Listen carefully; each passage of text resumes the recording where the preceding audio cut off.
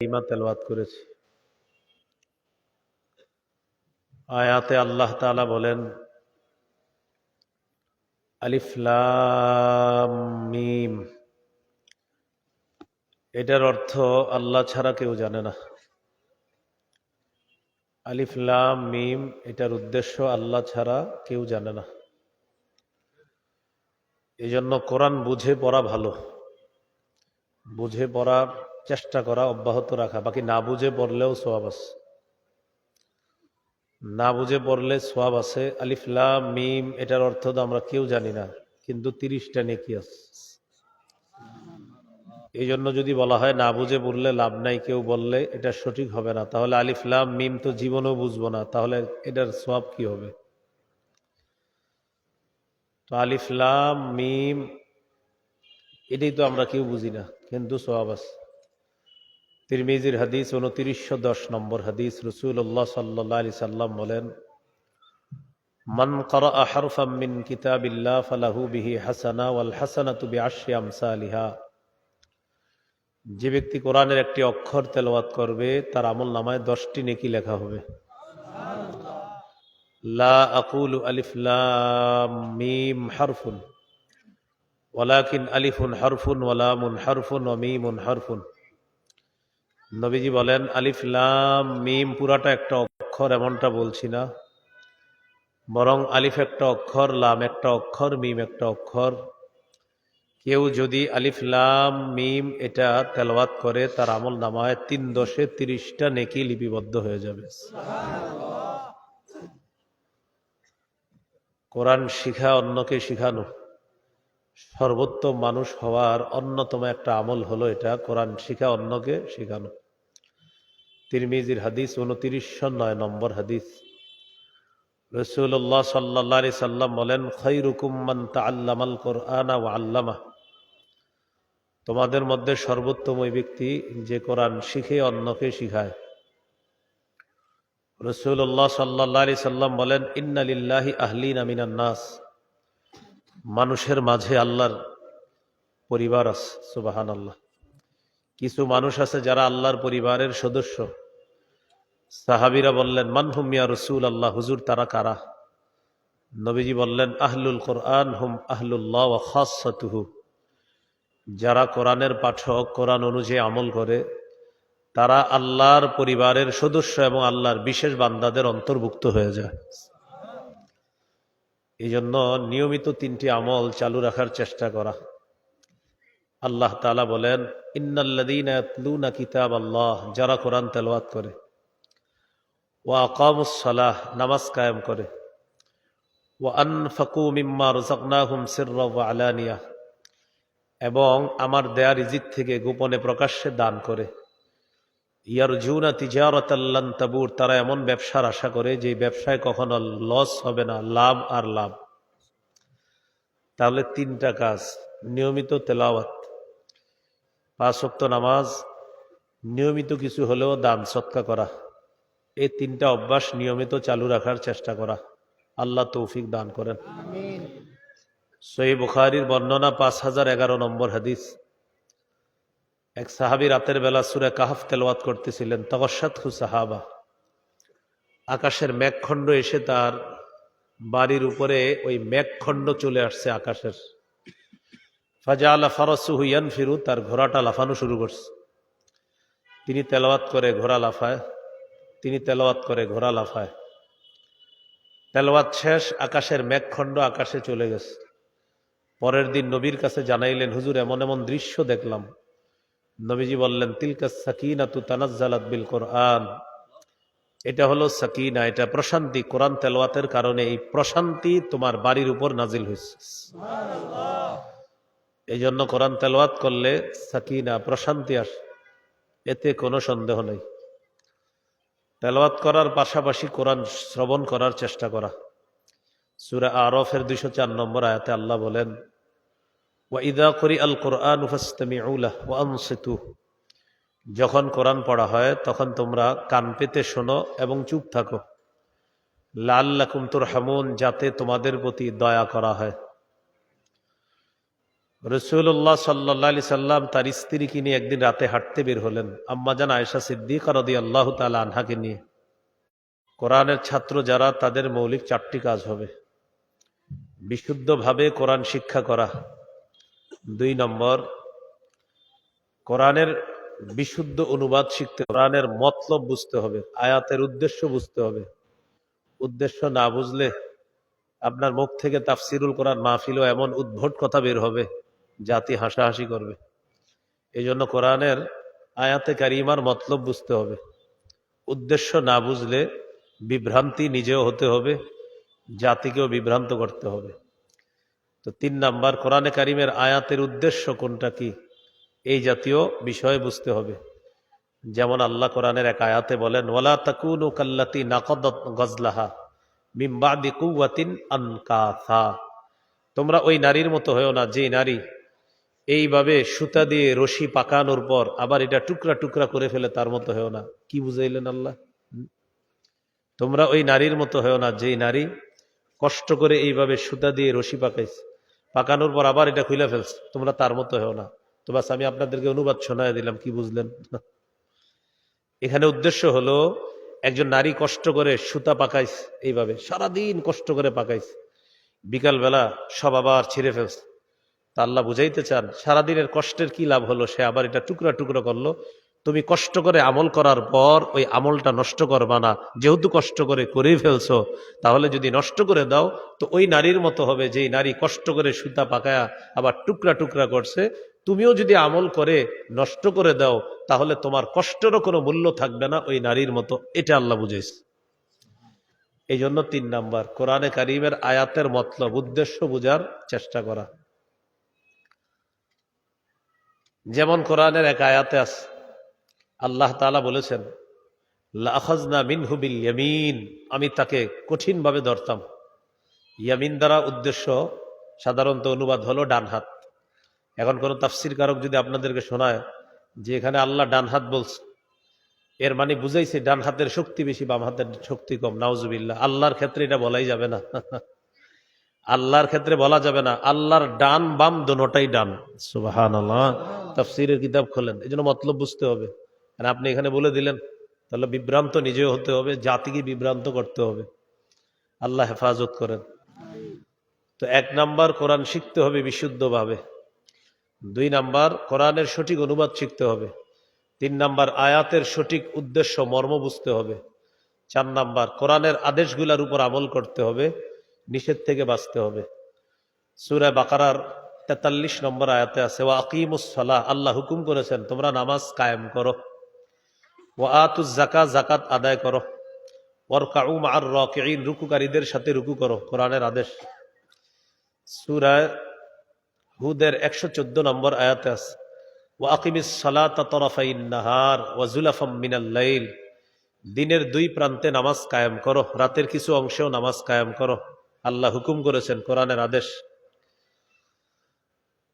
সূরা তাহার 14 নম্বর আয়াতে আল্লাহ বলেন, ইন্নানি আনাল্লাহ, আমি আল্লাহ, লা ইলাহা ইল্লা আনা, আমি ছাড়া কোনো ইলাহ নাই, ফাবুদনি, আমার ইবাদত করো, হুকুম। ওয়া আকিমিস সালাতা লিযিকরি, আমার শরণার্থে নামাজ কায়েম করো, হুকুম। কোরআনের হুকুমগুলা মানা। সূরা আনকাবুতের 45 নম্বর আয়াতে আছে, উতলু মা উহিয়া ইলাইকা মিনাল কিতাব, নবীজি ওহী আপনার কাছে প্রেরণ করা হয়েছে, ওহী আপনি তেলাওয়াত করে শোনান, তেলাওয়াত করেন, বলছে তেলাওয়াত করেন, এটা হুকুম কোরআনের। ওয়া আকিমিস সালাহ, আপনি নামাজ কায়েম করেন। সূরা বাকারার 238 নম্বর আয়াতে আছে, হাফিজু আলাস সালাওয়াত, তোমরা নামাজ সমূহের প্রতি যত্নবান হও, তোমরা নামাজ সমূহের প্রতি কি হও, যত্নবান হও। তাহলে কি বুঝাইলাম, কোরআনের আদেশগুলা মেনে চলতে হবে, নিষেধ থেকে বাঁচতে হবে। যেমন সূরা বাকারার 42 নম্বর আয়াতে আছে, ওয়ালা তালবিসুল হাক্কা বিল বাতিলি ওয়া তাকতুমুল হাক্কা ওয়া আনতুম তা'লামুন, তোমরা সত্যের সাথে মিথ্যাকে মিশ্রণ করো না, নিষেধ। এটা নিষেধ, কোরআনের নিষেধাজ্ঞা এটা, তাহলে এটা করা যাবে না। সূরা আলী ইমরানের 130 নম্বর আয়াতে আছে, ইয়া আইয়ুহাল্লাযীনা আমানু লা তাকুলুর রিবা আযআফাম মুযাআফা, হে ঈমানদারগণ, তোমরা বহুগুণে বৃদ্ধি করে সুদ খেও না, নিষেধ, কোরআনের নিষেধ। এই নিষেধ থেকে বাঁচতে হবে। তাহলে কিছু হলো কোরআনের আদেশ, আর কিছু হলো কোরআনের নিষেধ। তো কোরআনের পাঠক যারা হবে, কোরআন যারা শিখবে, তাদের 4 নাম্বার কাজ কোরআনের আদেশগুলা মানা, আর কোরআনের যে নিষেধগুলা আছে এই নিষেধগুলো থেকে বেঁচে থাকা। কোরআনে আছে ওয়ালা তাআতাউ ফিল আরদি মুফসিদিন, সূরা বাকারা 60 নম্বর আয়াতে আছে, দুনিয়াতে তোমরা ফাসাদ সৃষ্টিকারী হয়ে তোমরা দুনিয়ার মধ্যে ফাসাদ সৃষ্টি করো না, দুষ্কৃতিকারী রূপে দুনিয়াতে ফাসাদ সৃষ্টি করো না। দুনিয়াতে ফাসাদ সৃষ্টি করা, সন্ত্রাসী কর্মকাণ্ড করা, এটা কোরআনের নিষেধ আছে। তাহলে আদেশ আছে আবার নিষেধ আছে। তো কোরআনের যারা পাঠক হবে তাদের 4 নাম্বার কাজ কোরআনের আদেশগুলা মেনে চলা, কোরআনের নিষেধ থেকে বেঁচে থাকা। তাহলে 4 কাজ: 1 নাম্বার বিশুদ্ধ উচ্চারণে কোরআন পড়া, 2 নাম্বার কোরআনের সঠিক অনুবাদ শিখা, 3 নাম্বার কোরআনের মতলব বোঝার চেষ্টা করা। সঠিক মতলব বুঝতে হবে যে আল্লাহ কি বুঝাইছে, মতলব উদ্দেশ্য কি, এটা বুঝতে হবে। যেমন কুল্লিয়া আইয়ুহাল কাফিরুন আসেনি, এই সূরা পারেন না সবাই? পারেন। এই সূরা আসলে আল্লাহ কি বুঝাইছে, হে কাফেররা, তো এখানে কি বুঝাইছে আল্লাহ? হাদিসে আছে ফজরের নামাজের প্রথম রাকাতে সূরায়ে কাফিরুন পড়া, দ্বিতীয় রাকাতে কুল হুয়াল্লাহ পড়া। কেন প্রথম রাকাতে কাফিরুন, দ্বিতীয় রাকাতে কুল হুয়াল্লাহ কেন? মতলব বুঝতে হবে। যে ফজরের সুন্নতের প্রথম রাকাতে সূরায়ে কাফিরুনের মাধ্যমে আমি বুঝাই আমি সমস্ত কুফরি বর্জন করে আমার দিন শুরু করলাম। দ্বিতীয় রাকাতে কুল হুয়াল্লাহ পড়ে আমি বুঝাই আমি আল্লাহর একত্ববাদ স্বীকারের মাধ্যমে আমার দিন শুরু করলাম। হ্যাঁ, যেমন সূরা ইখলাস কোরআনের একটা সূরা আসেনি? দেখেন তো, কুল হুয়াল্লাহু আহাদ আল্লাহুস সামাদ লাম ইয়ালিদ ওয়া লাম ইউলাদ ওয়া লাম ইয়াকুল লাহু কুফুয়ান আহাদ। ইখলাস আছে? ইখলাস আছে সূরার মধ্যে? তো নাই কেন? নাম সূরা ইখলাস, কিন্তু ভিতরে ইখলাস শব্দটা নাই। এরকম 3টা সূরা পাবেন কোরআনে যে সূরার নাম সূরার ভিতরে নাই, আর সব সূরার মধ্যে সূরার নামটা সূরার ভিতরে পাবেন। প্রথম সূরা সূরাতুল ফাতিহা, এই সূরা ফাতিহা শব্দটা সূরার মধ্যে নাই, এটা একটা। বাকি সূরার নাম আবার আছে আপনার সূরাতুল হামদি, সূরা হামদু যদি হয় তাহলে আছে আলহামদুলিল্লাহি রাব্বিল আলামিন। পরের সূরা সূরাতুল বাকারা, বাকারা অর্থ গাবি, গাবির এই সূরার ঐতিহাসিক একটা আলোচনা, এই জন্য এটার নাম সূরাতুল বাকারা, ভিতরে আছে। তো প্রায় 111টা সূরার নাম আপনি স্পষ্ট পাবেন সূরার মধ্যে। এর মধ্যে উল্লেখযোগ্য একটা সূরা সূরাতুল ইখলাস, নাম ইখলাস, কিন্তু সূরার মধ্যে দেখেন ইখলাসটা নাই। কুল হুয়াল্লাহু আহাদ, ইখলাস শব্দটা আছে? আল্লাহুস সামাদ, ইখলাস আছে? লাম ইয়ালিদ ওয়া লাম ইউলাদ আছে? ওয়া লাম ইয়াকুল লাহু কুফুয়ান আহাদ আছে? কেন নাই? কারণ ইখলাস দেখা যায় না, তাই আল্লাহ ইখলাসটা সূরার মধ্যে দেয় নাই। বান্দা সূরা ইখলাস পড়ো, এটা অন্তরে ধারণ করো, এটা দেখানোর জিনিস না, এটা আমি রব শুধু দেখব। সুবহানাল্লাহ, এজন্য এটার নাম ইখলাস। এটা দেখা যায় না, তা আল্লাহও দেখায় নাই। আল্লাহ কি করে নাই? দেখায়নি। ইখলাসের সম্পর্ক কলবের সাথে। নাসাইর হাদিস 3140 নম্বর হাদিস, রাসূলুল্লাহ সাল্লাল্লাহু আলাইহি সাল্লাম বলেন, ইন্নাল্লাহা লা ইয়াকবালু মিনাল আমাল ইল্লা মা কানা লাহু খালিসা। আল্লাহ তাআলা বান্দার আমল ততক্ষণ কবুল করেন না যতক্ষণ সে আমল ইখলাসের সাথে না হবে। ইবনে মাজার 3056 নম্বর হাদিস, রাসূলুল্লাহ সাল্লাল্লাহু আলাইহি সাল্লাম বলেন, সালাসুল্লা ইউগিল্লু আলাইহিন্না কলবু মুমিন, মুমিনের অন্তর 3 ক্ষেত্রে খেয়ানত করতে পারে না। কয় ক্ষেত্রে খেয়ানত করতে পারে না? 3 ক্ষেত্রে খেয়ানত করতে পারে না। 1 নাম্বার ইখলাসুল আমালি লিল্লাহ, মুমিন সব করবে ইখলাসের সাথে, যত আমল আছে সে ইখলাসের সাথে করবে, এই ক্ষেত্রে খেয়ানত করবে না। 2 নাম্বার ওয়ান নাসিহাতু লিউলাতিল মুসলিমিন, মুসলিম শাসকদেরকে উপদেশ দেওয়ার ক্ষেত্রে মুমিনের অন্তর খেয়ানত করবে না। 4 নাম্বার ওয়ালজুমু জামাআতিহিম, মুমিন সবসময় হক জামাতের সাথে নিজেদেরকে লাগিয়ে রাখবে, এই ক্ষেত্রে মুমিনের অন্তর খেয়ানত করবে না। তো এখানে দেখেন অন্তরের আলোচনায় নবী 1 নাম্বার আনছে ইখলাস, তাহলে ইখলাসের সম্পর্ক অন্তরের সাথে।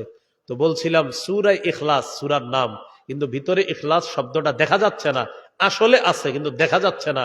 আল্লাহ বুঝাইতে চায় ইখলাস দেখানোর জিনিস না, এটা কেউ দেখবে না, এটা শুধু আমি আল্লাহ দেখব। তো বলছিলাম মনে আছে কোরআনের পাঠকের 3 নাম্বার কাজ মতলব বুঝতে হবে, উদ্দেশ্য বুঝতে হবে, আর 4 নাম্বার হলো আপনার কোরআনের আদেশগুলা মানা, নিষেধগুলা থেকে বেঁচে থাকা। এই মাদ্রাসা ছাত্র যারা কোরআন পড়তেছেন 4টা কথা মাথায় রাখতে হবে। কয়টা? 4টা। তালেবে ইলম ছাত্র ভাই যারা আছি সবার 4টা কথা মাথায় রাখা কোরআন শিখার আগে। 1 নাম্বার বিশুদ্ধ নিয়তে কোরআন শিখতে হবে। 1 নাম্বার বিশুদ্ধ নিয়তে কোরআন শিখতে হবে। এটা 2 নাম্বার ইখলাসের সাথে কোরআন শিখতে হবে, ইখলাসের সাথে কোরআন শিখতে হবে। 3, আমাকে আমার রব দিবে এই নিয়তে কোরআন শিখতে হবে। আমি কোরআন শিখে আমারে বড় হাফেজ বলবে মানুষ, সারা দুনিয়া আমাকে চিনবে, নিয়ত এটা যেন না থাকে। আল্লাহ যদি চিনায়া দেয় ভালো কথা, কিন্তু আমার নিয়ত হবে শুধু আমার রবের কাছে পাওয়া। 4 নাম্বার নিয়ত হবে যে আমি এই কোরআন কাউরে দেখানোর জন্য শিখব না। এই 4টা মাকসাদে কোরআন শিখতে হবে। 1, বিশুদ্ধ নিয়ত। 2, ইখলাসের সাথে। 3 নাম্বার আমার রবের কাছ থেকে পাবো। 4 নাম্বার আমি কোনো মানুষকে দেখাবো না। তিরমিজির হাদিস 2382 নম্বর হাদিস। কিয়ামতের ময়দানে কোরআনের পাঠক, কোরআনের আলেমকে ডাকা হবে। আল্লাহ বলবেন, আলাম আল্লিমকা মা আনজালতু আলা রাসূলি, আচ্ছা আমার নবীর উপর আমি যে কোরআন নাজিল করেছি এটা কি তোমাকে শিক্ষা দেয়নি? সে বলবে, হ্যাঁ আল্লাহ শিক্ষা দিয়েছেন। আচ্ছা ফামা আমিলতা ফিমা উল্লিমতা, তুমি শিক্ষা অনুযায়ী আমল করেছো? তিনি জবাব দিবে, আকুমু বিহি আনা আল-লাইল ওয়া আনা আন-নাহার, আল্লাহ সকাল সন্ধ্যা আমি কোরআন আমল করতাম, পড়তাম, পড়াইতাম, নিজে আমল করতাম, প্রচার করতাম, ক্লাস করাইতাম, রাতে মানুষের সামনে তাফসির করতাম, মাবুদ মানুষকে শোনাইতাম। আল্লাহ বলবে সব ঠিক আছে, তোমার নিয়ত ছিল জনগণ যেন তোমাকে বাহবা দেয়, জনগণ যেন, সারা পৃথিবীর মানুষ যেন বলে আরিফ বিন হাবিব নামে একটা লোক আছিল দুনিয়াতে, এই নিয়তে তুমি কোরআন শিখছো। এটা আল্লাহ তাআলা বলে ফেলবে একদম, যদি মাকসাদ এটা থাকে। তখন ওই ব্যক্তি এটা বলার পর আল্লাহ বলবেন, কাযাবতা, তুমি মিথ্যা কথা বলছো। ফেরেশতারা সাথে সাথে বলবে, এই তুই মিথ্যাবাদী। আল্লাহ বলার পর ফেরেশতারা বলবে, কাযাবতা, রব বলছে তুই মিথ্যাবাদী, তুই মিথ্যাবাদী। ফেরেশতারা বলবে, ফাসুহিবা বিহি ওয়াজহুহু আলান নার, তার মাথাটা নিচে, পাগুলা উপরের দিকে দিয়ে ধাক্কাইতে ধাক্কাইতে জাহান্নামে নিক্ষেপ করা হবে। এই 4 কথা মাথায় রাখা। আল্লাহ আমাদের সকলকে কথাগুলা মনে রাখার তৌফিক দান করেন। আসলে জ্যামের কারণে আমি আসতে দেরি হয়ে গেছে। লালবাগ থেকে এখানে আসতে 1 ঘন্টা 37 মিনিট লাগছে। তো এই জন্য সঠিক সময় আসা সম্ভব হয় না আমার জন্য। 10টায় দয়াগঞ্জ থাকার কথা ছিল আমার, দয়াগঞ্জ আপনার 10টা 30-এ, এখন 10টা 50 বাজে এখানে আসলাম।